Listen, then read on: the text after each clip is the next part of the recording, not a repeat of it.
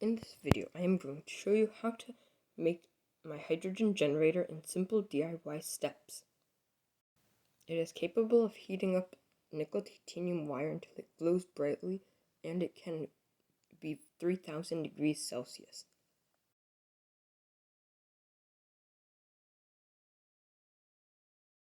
Okay, I've 3D printed up the parts and removed the supports. So here we have the top, the spacer for the side, spacer for the bottom. Then we have the top. Here it has a hole for wires to come out. And then there's this like little indent. And that's because when you put in the wire, then it like sticks out. So I have to like bend it backwards. And then here's the chamber where the gas is going to escape.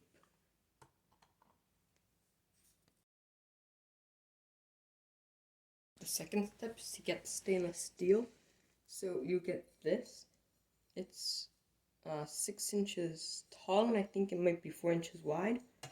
Then I have this, which is also 6 inches long, but it's like 2 inches wide, or maybe this one might be 3, I don't know. And then you can get stainless steel sheet. I'm just putting this one here to show you that you need it, but the one that I'm actually using is like twice the thickness, because you're gonna have to weld this to this. So then for this one, before I use it, I'm also gonna sand the outside because it comes out, it's kind of grimy looking. This one looks shiny, so I don't really need to sand it. But when you're sanding this one, you're gonna have to go in a grid pattern. So you press it up and down, and then you go side to side, which is gonna make it so that the bubbles don't stick to it. A good tip to do is to try to see if the stainless steel is magnetic, because if the stainless steel is magnetic, that means that it's very low quality, which you can see my stainless steel is not magnetic. So that means that it's good quality stainless steel and it won't oxidize. So the next step is going to be to seal these 3D printed parts because they have leaks. So when the 3D printer spins, it goes like this and then it stops to go somewhere else. And then that can leave seams like here. These and those leak. So I'm gonna use my soldering iron. So I usually, for 3D printing, set it between 300 and 400, or 300 and 200, because above that it burns, and when it burns, it's not good, because then it smells bad. So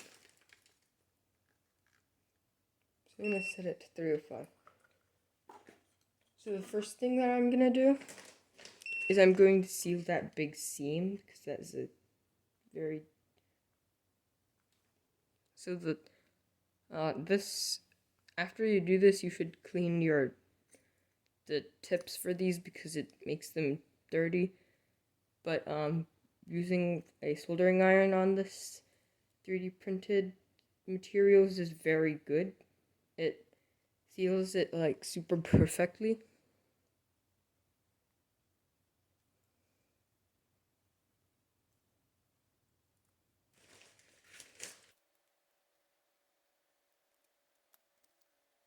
Okay, also another thing is, so for this hole, you're gonna have to melt a hole here, and that's gonna be the water input. So you just push that through slowly until it punctures, and then you clean up the slag left.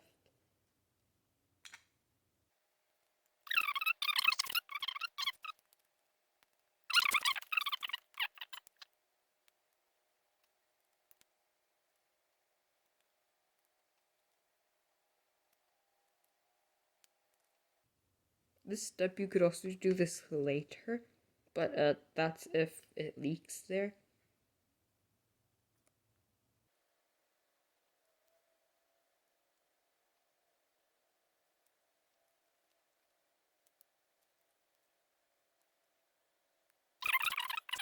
Also, if it heats up with 100% infill, the air bubbles don't expand and make weird shapes.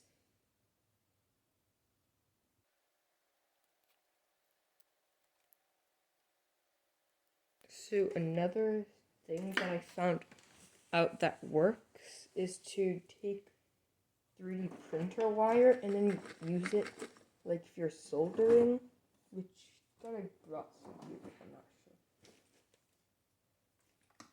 sure. You can see I made it nice and glassy.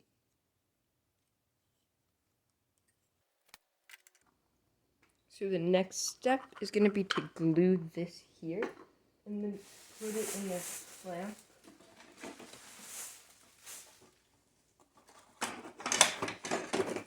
So here's a clamp.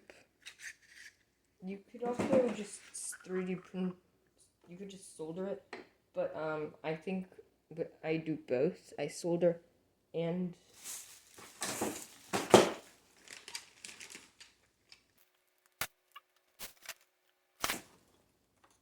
so my glue is very stubborn, so I have to use a thing to poke it.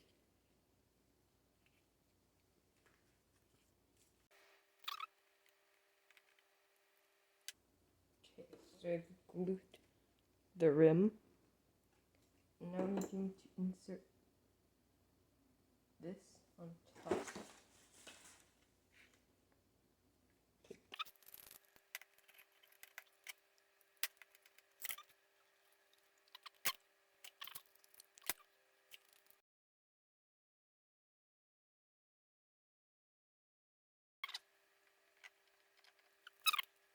Okay, so since I've put this in to dry, I'm also got this, which is like a pen tip. They like put this on the pen. It's like from some kind of DIY craft thing. So I'm going to take my vise, and then I'm going to put the clamp into the vise so that it could just stand up vertically.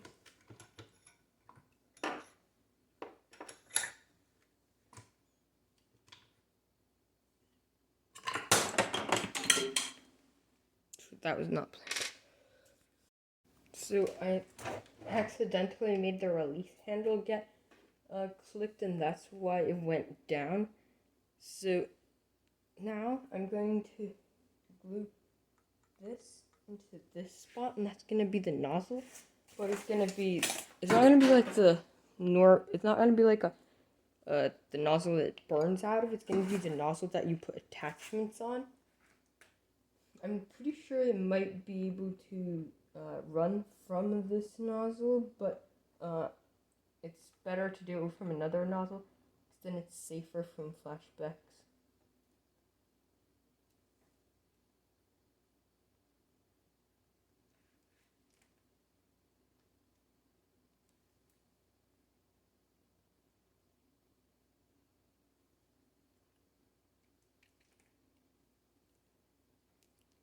Okay, so we have that nozzle glued in there, but something that I like to do, I got this giant chunk of clay in a bag over there, and that I got it from when I went camping.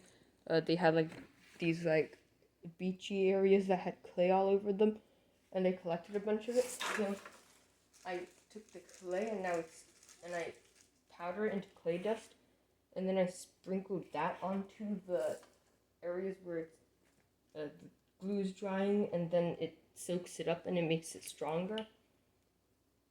So it's like similar to like what they use like graphite for this also.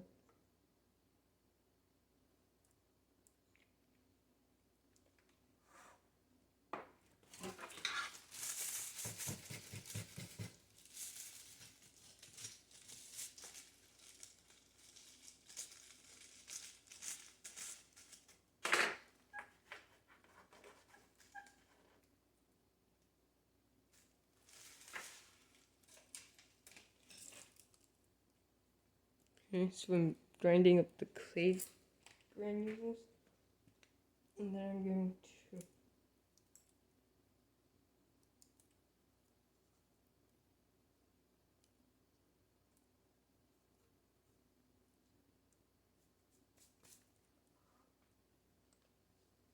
and then you reapply a bit more glue each time.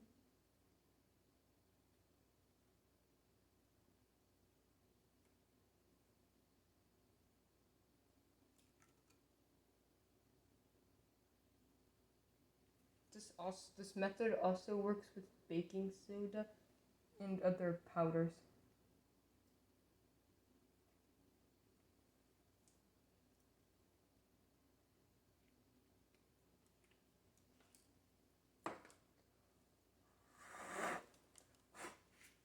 So now I just have to let that dry. So here I've measured out the square that I'm gonna saw. Like all the mechanical saws are not strong enough to get this thick metal cut. So I'm gonna and saw it.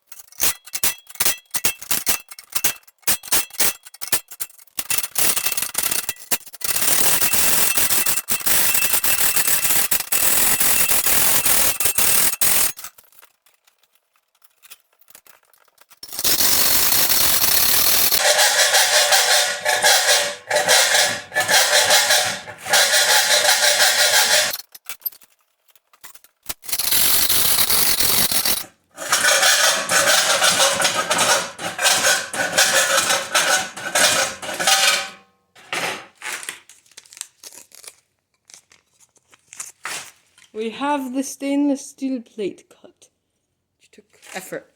Also, if any of you enjoys listening to this but not sped up, then I'm going to post a ambience sawing stainless steel 10-minute video. So you can see there's space for this to be welded, and it took 10 minutes to cut it, but worth it. Pretty thick. Can't even really bend it. So I'm about to go welding. So I'm going to put on my. This is a fireproof jacket, and this one has buttons.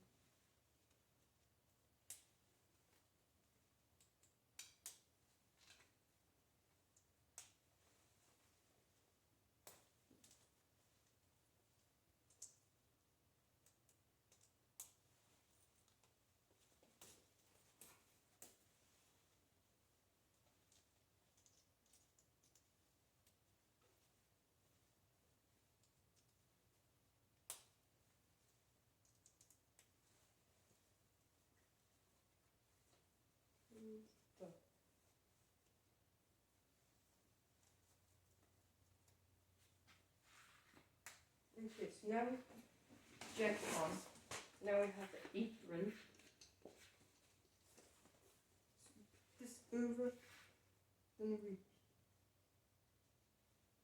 use the buckle in the back.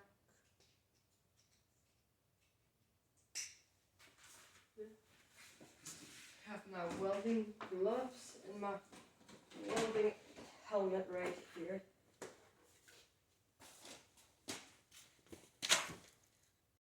Okay, so I'm gonna weld over here. So I have my welding board.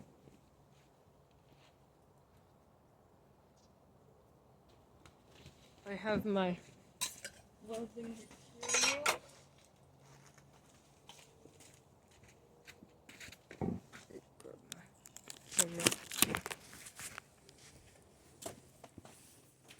So I have the extension cord here, but here is my welder.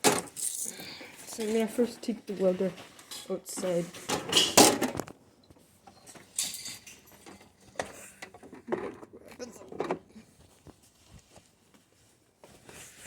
this is the actual welding thing, and here we have the clamp.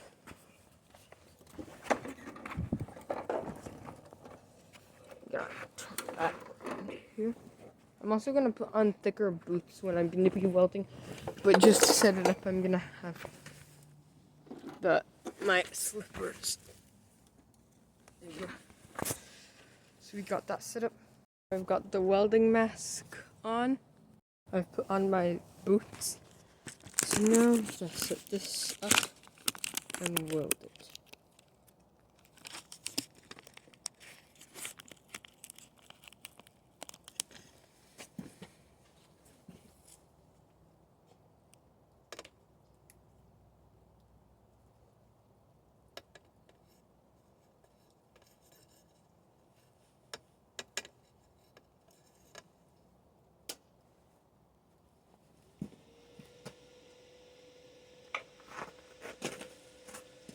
Okay, so I got the welder on.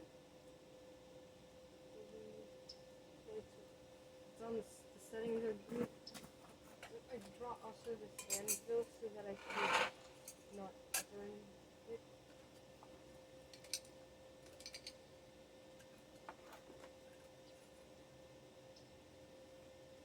Okay, I got gloves.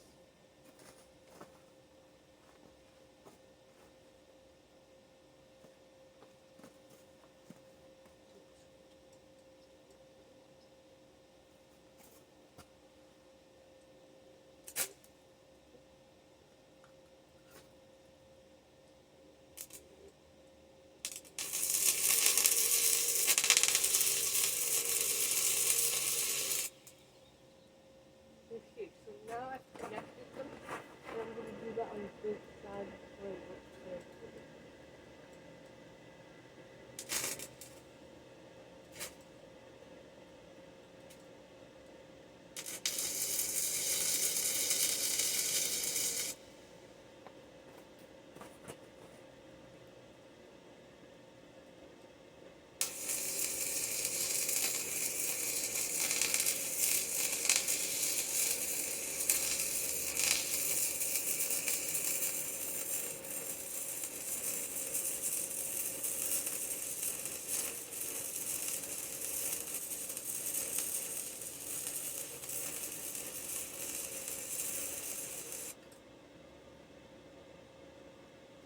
Yeah, I'm getting a pretty good solid weld.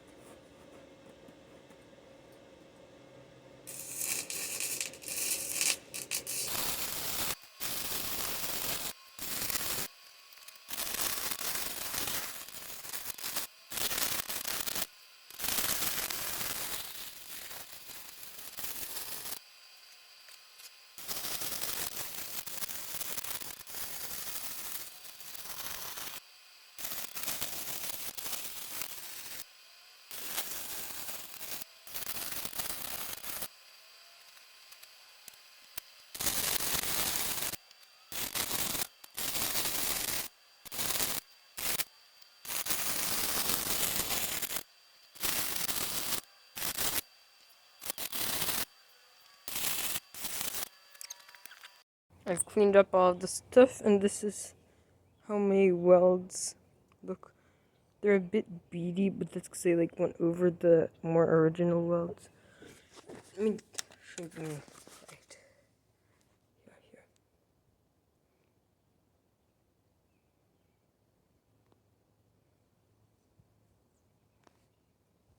Also, if you enjoyed watching me weld, then you should check out the sped up video that I posted, and it's called 10-minute welding ambience. Like a metal brush to brush this, and it exposed some of the better welds here that I got. That's a nice weld here. But I do have leaks, and so I'll use super glue for filling in those leaks like I did on that one. But the weld's pretty cleanish. Also, this thing that's supposed to go inside of here doesn't fit, because if if you look at my ruler, the people that were cutting this at the factory cut me 1/4 of an inch extra stainless steel, which I only needed 6 inches, which is why it goes out another, like 1/4 of an inch.